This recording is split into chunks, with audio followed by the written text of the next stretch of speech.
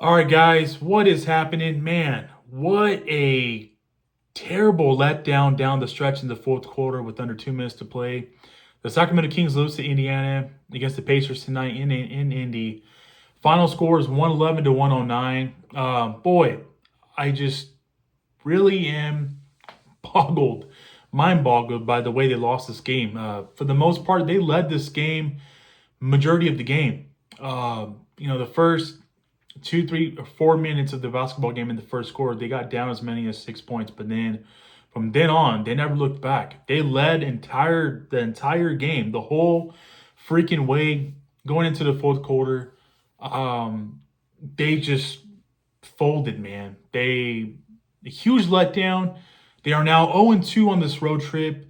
Kept telling myself, hey, we need to split one of the first two games. Instead, the way they lost and the fashion they lost tonight down the stretch with 2 minutes to play, boy, 0-2 road trip so far now.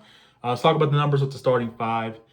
DeRozan, that got 30, DeMar DeRozan, in 42 minutes, he had 31 points. He had 3 rebounds, 8 assists. Keegan Murray, in 35 minutes, he had 12 points, 7 boards, 0 assists. Domantas Sabonis in 39 minutes, 25 points, 16 boards, 0 assists for Sabonis. That's actually a shocking number right there.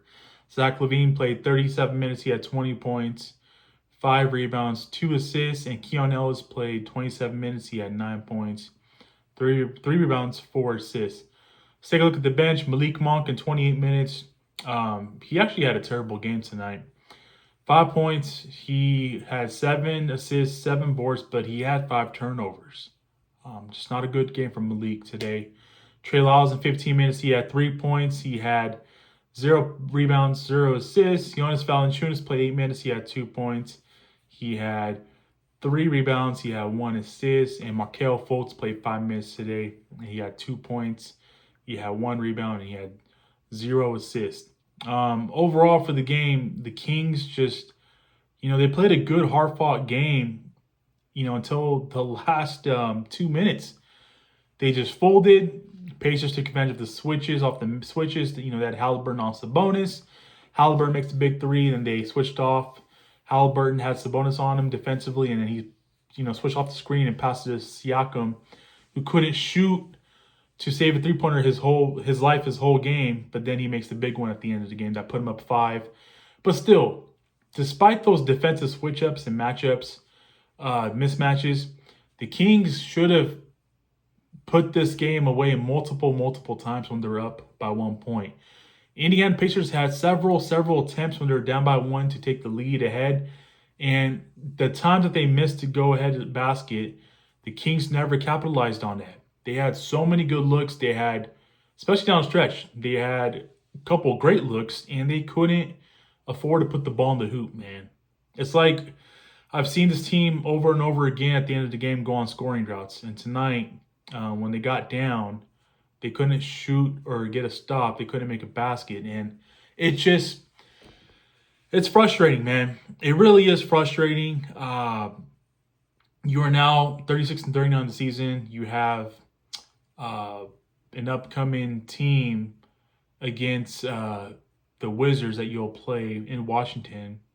And there's no excuses. You got to win that basketball game. You got to pick up a road win, man. You're 10th place now. The Dallas Mavericks are ahead of you. The Phoenix Suns have lost 3 straight games, but Kevin Durant just got word Kevin Durant hurt his ankle last night, and I believe he's out for a week. So, goodness, when I say the Phoenix Suns are helping you out to get that 10th and final secure spot,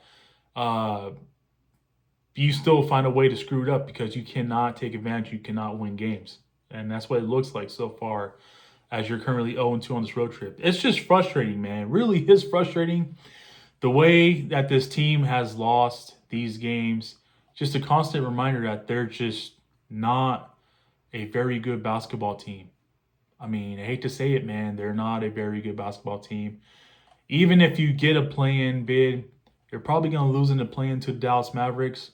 I just don't think this team is built enough to win again in the play-in against the Dallas Mavericks. Yes, I've been saying it that they are built for it. They are able to win they still could be able to win in the play-in. But the reality is that these late game, head scratchers are just really alarming.